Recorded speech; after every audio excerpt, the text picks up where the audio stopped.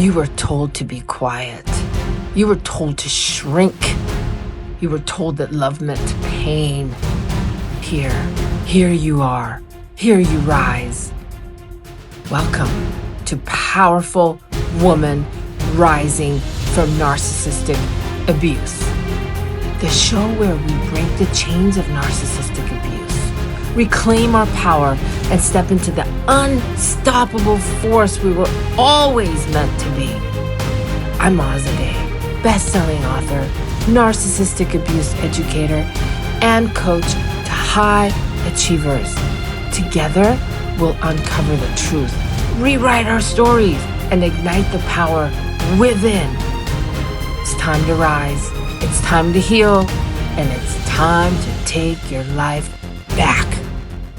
Welcome to another episode of Powerful Woman Rising from Narcissistic Abuse. You guys, today there's something not popular, not comfortable, but so important to talk about. And that is taking the focus off of him, taking the focus of what he said or what he's doing or what he did. And hopefully will he change from that last behavior to literally taking the magnifying lens and looking at ourselves. So this is for you. This is for you if you are a boss, a leader, a high, powerful woman in a corporate world, running multiple businesses, entrepreneur. You're beautiful. You work out. You eat right. These are all your value systems. You love everything from head to toe. You love hair. You love makeup. You love clothes. You love other women.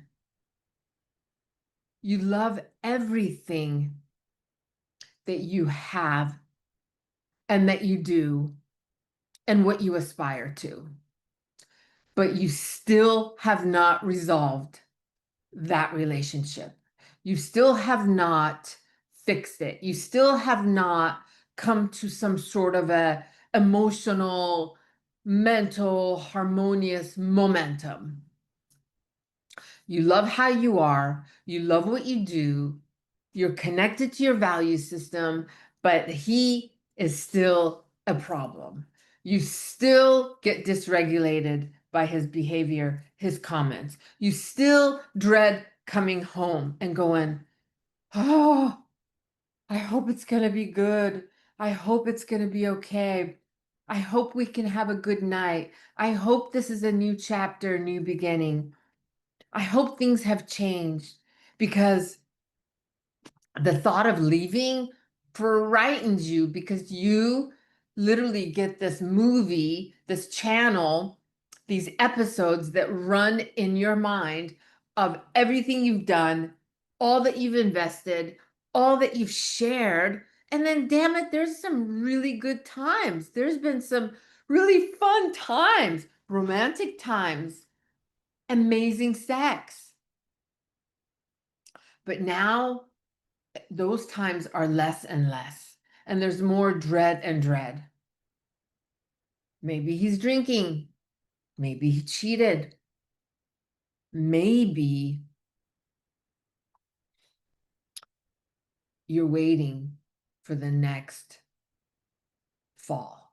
You're waiting and thinking, it's gone kind of good. What's going to happen next? So there's all of this scenario and stories and memories literally on your way home. You're driving home and you're thinking all these thoughts. And you're like, what do I do? What do I do? To leave doesn't sound like a good idea, because I've invested so much.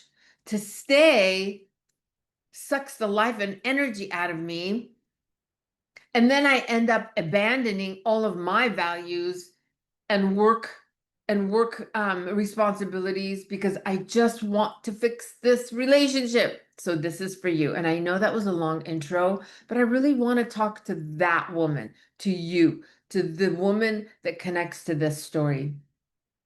And that is that Maybe you don't have to leave. Maybe you just need to tweak some boundaries. Maybe you need to set some bottom lines. Maybe you need to show up different. Maybe you need to have some ultimatums. Maybe you need to resolve within yourself what you will do, how you will show up, things you'll do different. And what I mean by that is you don't tell him, but you give like a timeline in your mind that if it's not changed by Christmas, then you have to promise yourself you leave. These are not conversations with him, though. That's the key. We end up threatening and then don't do it. We end up setting boundaries, but what we're doing is we're setting them with them because we think, well, this is the relationship. He needs to know what my plans are. He needs to know the timeline. He needs to know he will lose me. I need to tell him if things don't change that this is gonna end. But that's where we're wrong. We don't communicate those things with him. Those are things and agreements and boundaries that we need to establish and get super solid on. Rehearse it with yourself. So instead, the first thing you could do, instead of running to him and getting him on board with it, that's your first mistake. That's your first mistake. That's your biggest mistake, actually, because now you've given him the blueprint. Now you have shown him your vulnerability. Now you've given him your power.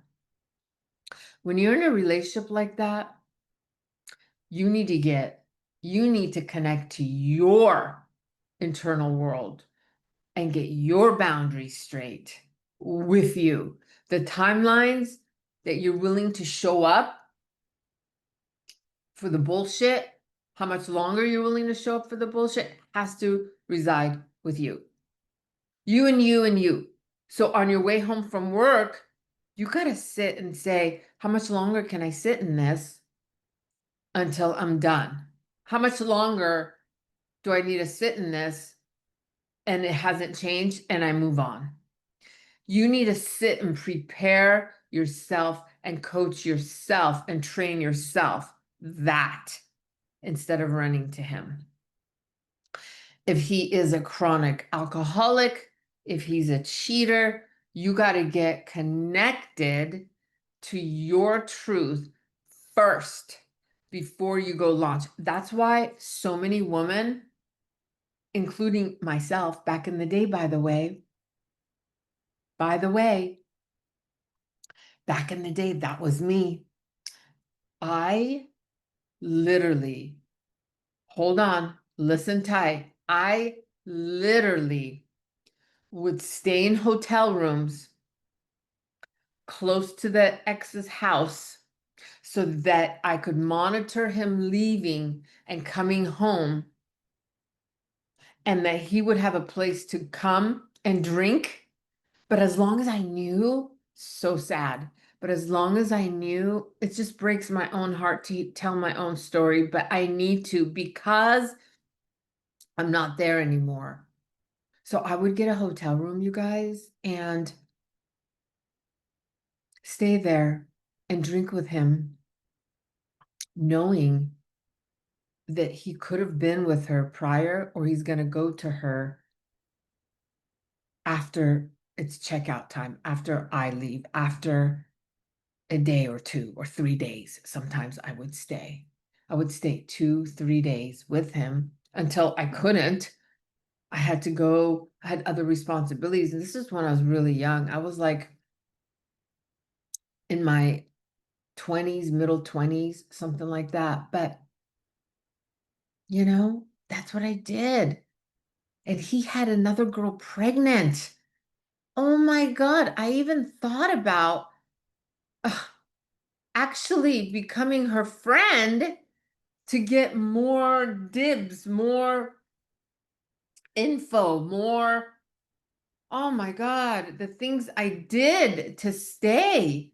I abandoned everything in me that deserved love. So, hi, you guys, I wanted to share with you what life and the lightness of life, how it could feel if you do the work, if you do the healing, the true healing, the visceral healing, the emotional healing.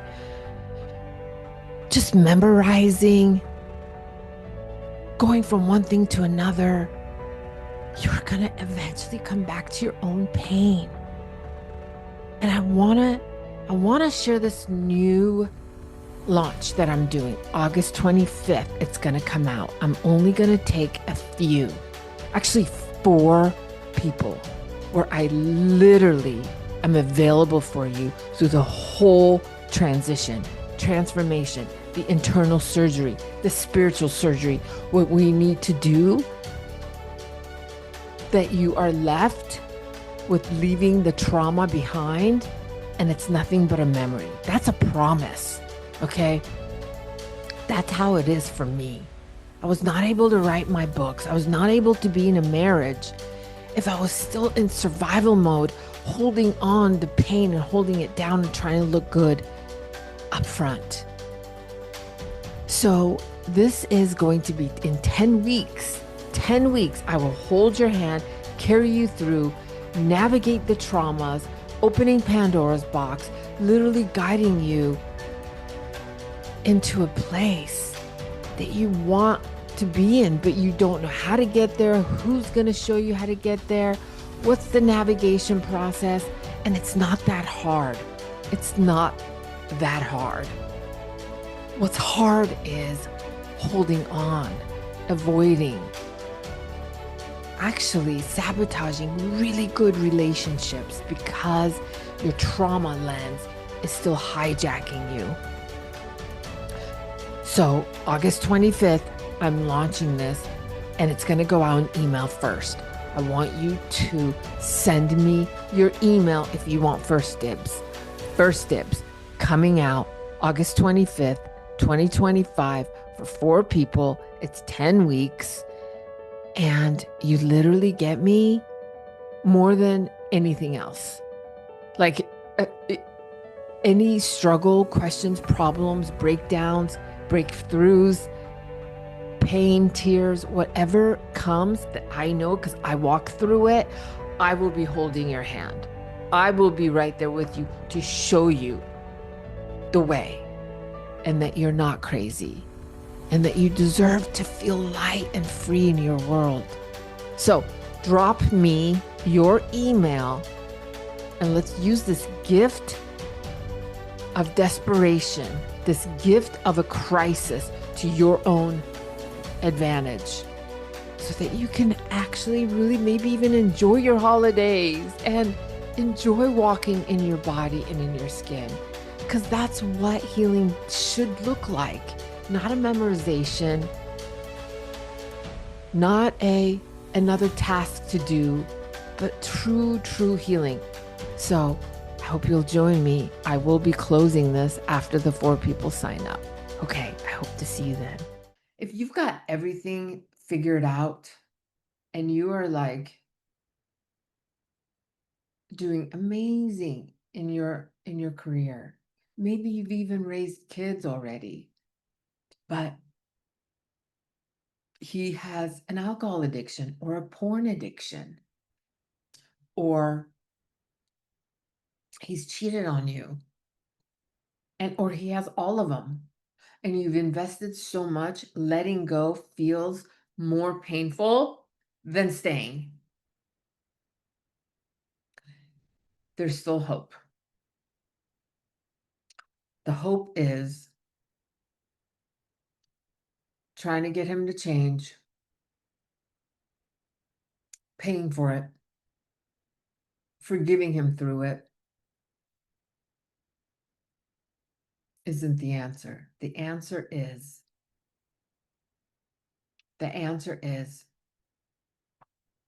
you got to get connected to your values and your bottom lines and set the timeline with you.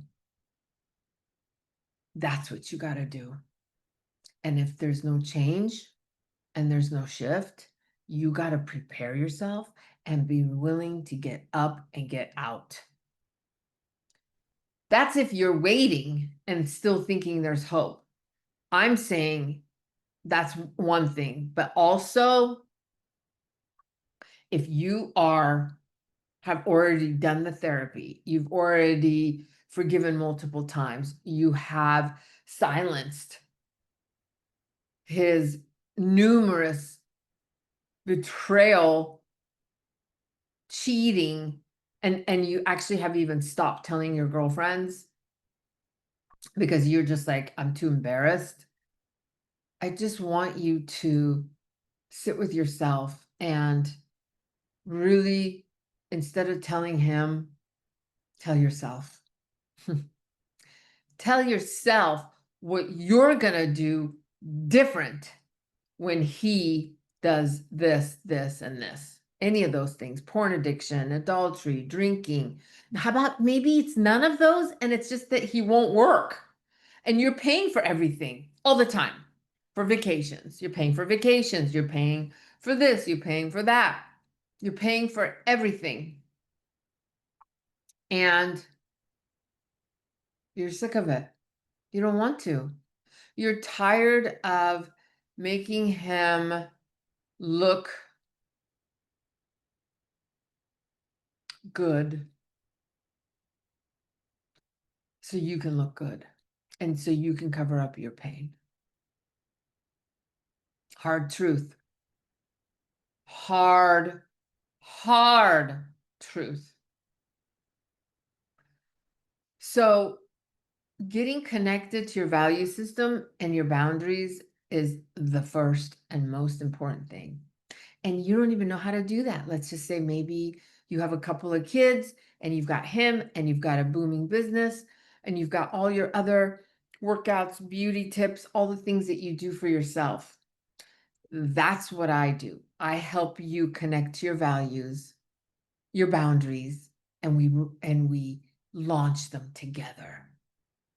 Because accountability is powerful and holding each other's hand is transformational. I will drop my application for my 10-week breakthrough coaching. You literally will become someone you don't recognize, and you will feel like your soul, instead of having these fractures or these holes in it, is solid and standing straight, because we will connect you to your truth, your values. And maybe like you do give second chances and third chances, that's fine. But maybe you're not aligned to give 5 or 6 chances and you're suffering, but you don't know that you need to connect to your truth around that. So application is in the show notes. Also, I have books if you want to buy some of my books on Amazon. You know, this is the thing. Today, we live in a world where there is a solution.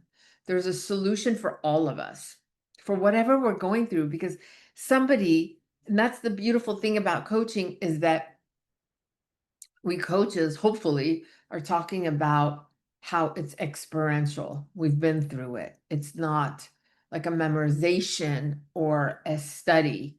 We've actually walked through it and now are rising from it. So, you know,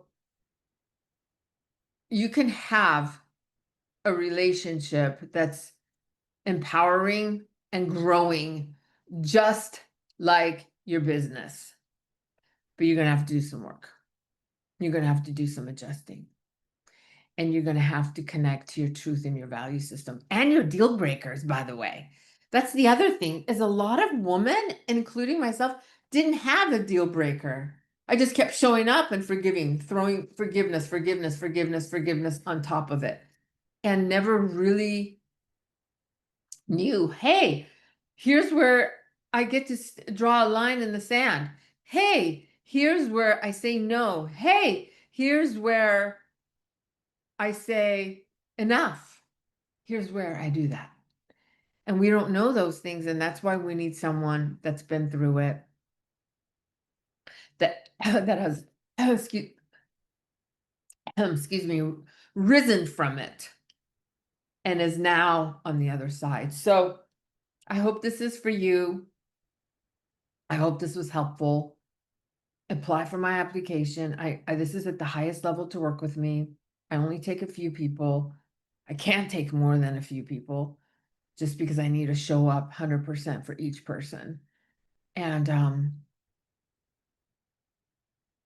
it doesn't have to be the death of everything.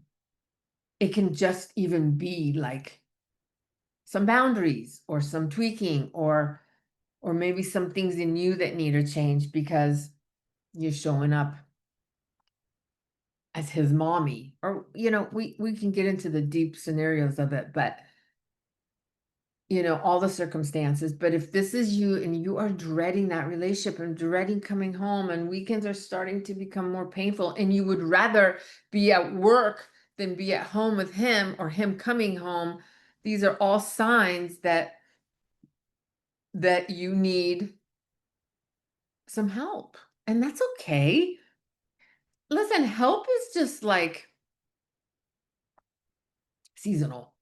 It's not always that we need help, but when we do need it, we should ask for it. Don't be the overachiever that thinks you can suck it up and be quiet and silent around this, because that's when it starts to bleed into your family, your girlfriends, your health, your relationship with yourself, your business. It starts bleeding into that. And that's when it's like, okay, I got to ask for help. I need help. And so I want you to, I want you to give yourself that gift of help to walk through this and learn and get to know yourself even more. So I hope that was helpful for you. Keep an eye out for more episodes. Everything you need should be in the show notes and the descriptions below. And you know what? If this isn't for you, share it with a friend. Help someone, because it will come back. Helping others will pay it forward. All right. Have a great day, and I will see you on the next one.